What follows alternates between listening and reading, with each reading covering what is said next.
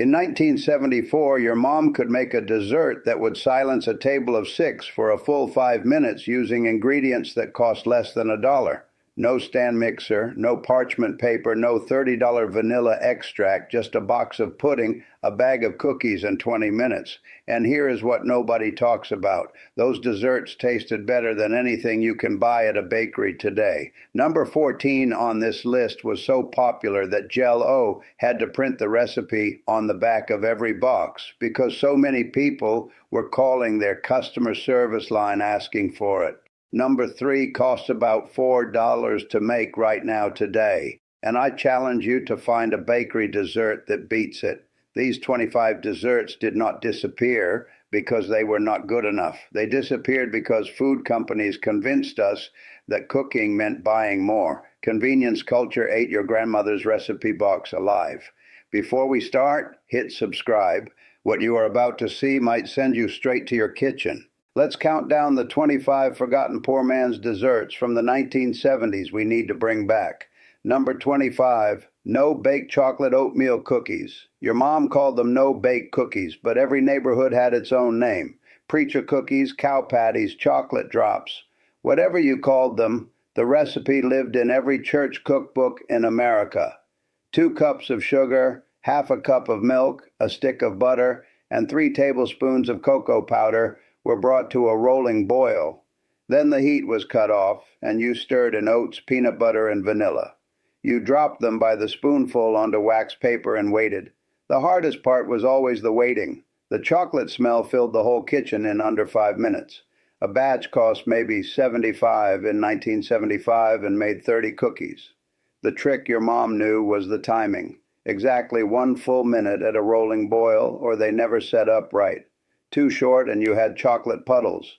Too long and they crumbled like sand. That 60-second window was everything. Nobody teaches this anymore. Pinterest replaced it with 5-layer chocolate cakes that cost $18 and take 3 hours. These cookies take 12 minutes and taste like the 1970s felt. Number 24, Watergate salad.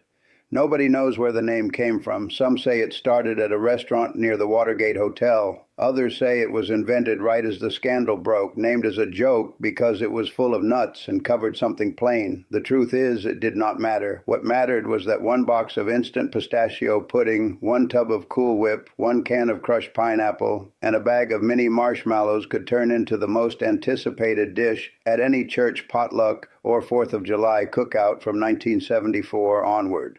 The whole thing took 4 minutes to assemble.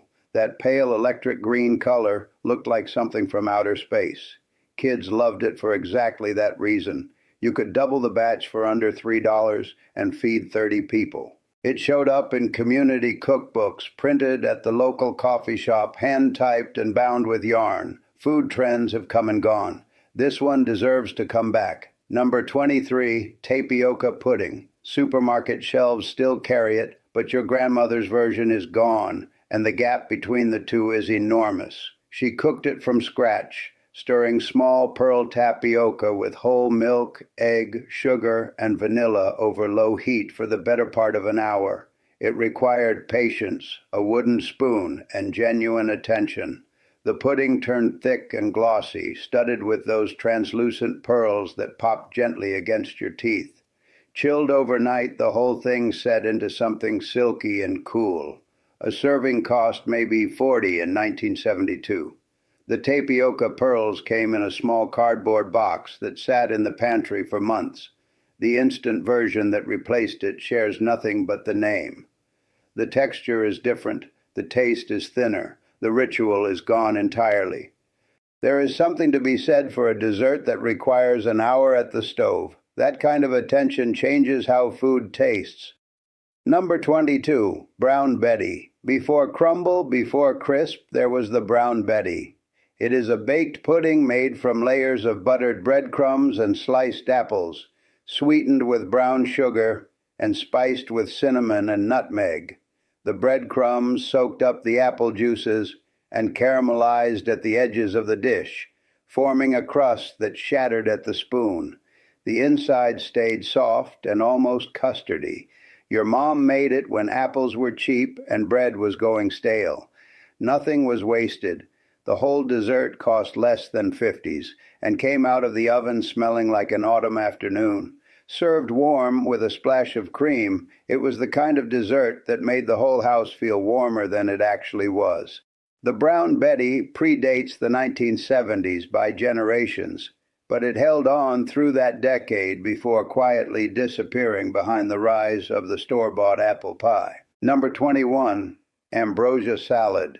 Equal parts fruit salad and dessert, and something that does not quite fit either category. Canned mandarin oranges, canned pineapple chunks, coconut flakes, mini marshmallows, and sour cream folded together and chilled overnight. The marshmallows would partially dissolve into the cream, turning soft and pillowy. The coconut absorbed the citrus juice and plumped up. The whole thing smelled faintly tropical and sweet in a way that felt slightly exotic in a Midwestern kitchen in 1973. A family-sized bowl cost $1.50 to make and served 8 comfortably. It showed up at holiday tables and Easter lunches with the reliability of the seasons themselves. Grandmothers kept it in their recipe box under the single word ambrosia, as if no further description was necessary, as if everyone already knew. Number 20, pineapple upside-down cake. The cast-iron skillet lived on the back burner for this one.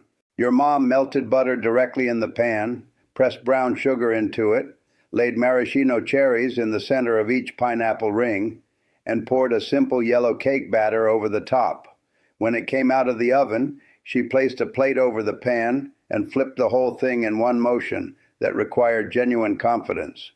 The caramelized pineapple cascaded down the sides of the cake, sticky and amber, the cherries gleaming like jewels. A can of pineapple rings cost $39 in 1971. The whole cake cost under $1.50. It looked like something from a magazine and tasted better. This was poor man's baking at its most dramatic. One flip and something plain became something beautiful. No baking required. That was the genius. Your grandmother layered graham crackers with whipped cream or Dream Whip and let the whole thing sit in the refrigerator overnight. By morning, the crackers had softened completely, absorbing moisture from the cream until they transformed into something indistinguishable from actual cake.